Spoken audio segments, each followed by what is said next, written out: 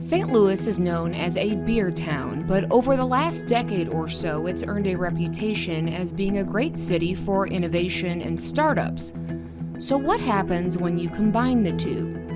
Well, when the world's largest beer maker is involved, it's not your average startup.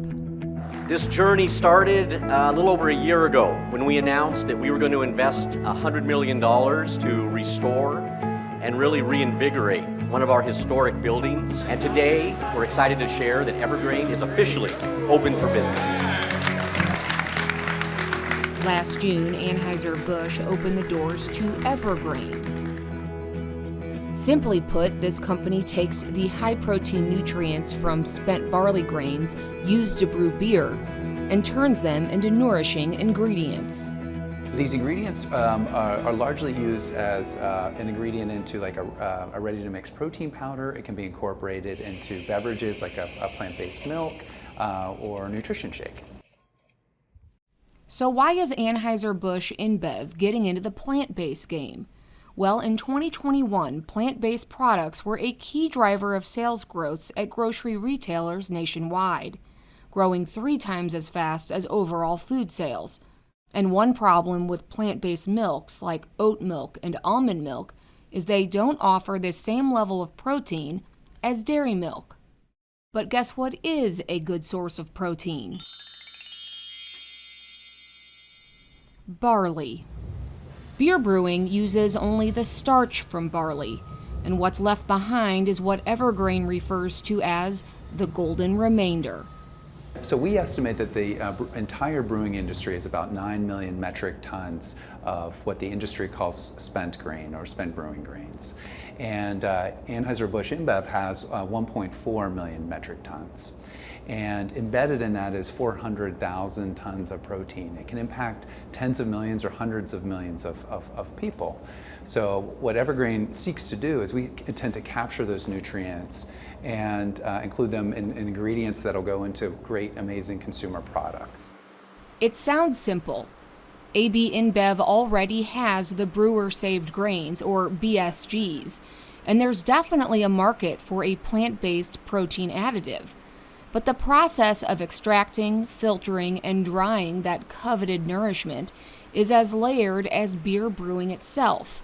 We're right next to the brewery campus.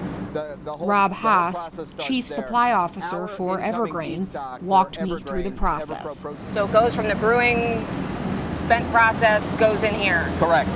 So all these tanks are full of our brewer's saved grain, and this is our storage area as we begin our process in our main area, which is this beautiful building right here. The brewer-saved grains make their way across the street through a pipe bridge to this once vacant 118-year-old building, now turned world-class BSG processing facility.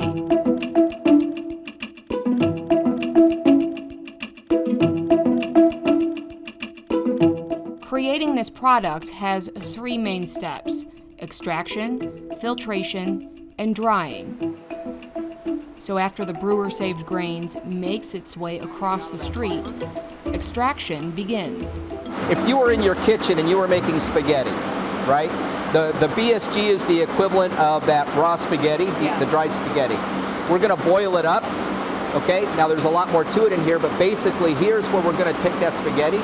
And now imagine that when you put it into your sieve, the liquid coming out, for us, has all that wonderful protein. It has the so we want that liquid as our starting pasta water. You got it, the pasta water. Once the protein is completely pulled away from the grain, it goes through a 2-step filtration process. This is the stage that takes out a lot of the bigger molecular weight particles. Then it's onto the dryer. I am 6 stories up. This is the top of the drying process. This is where the liquid begins the process of turning into powder. And we're going to hit that liquid with hot air, heated air over 420 degrees, and the air is going to drive out the water, and it's going to dry the powder. The powder is going to drop out. So the water goes away and the water gets evaporated. Okay. The powder drops out. The protein stays. Correct. The protein is in the powder. According to Evergreen execs, their protein creates the lowest carbon footprint of any plant-based protein on the market today. And it does make sense. While their process does play a role in that, they already have the grains on site.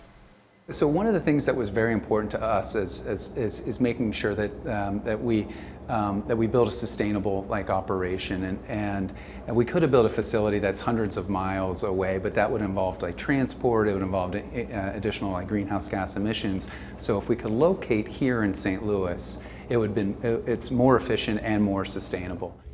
So what we have here today is our 35-gram RTD.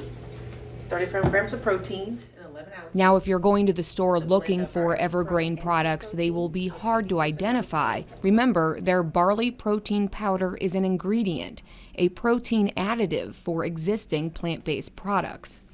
Exactly. So we will be selling to startups, local food startups, as well as the major CPGs like Nestle and Kraft Heinz and others. Our goal is to incorporate our ingredients to reach the everyday consumer. So those are going to be small companies, small local companies, as well as big multinational companies. For Living St. Louis, I'm Anne Marie Berger.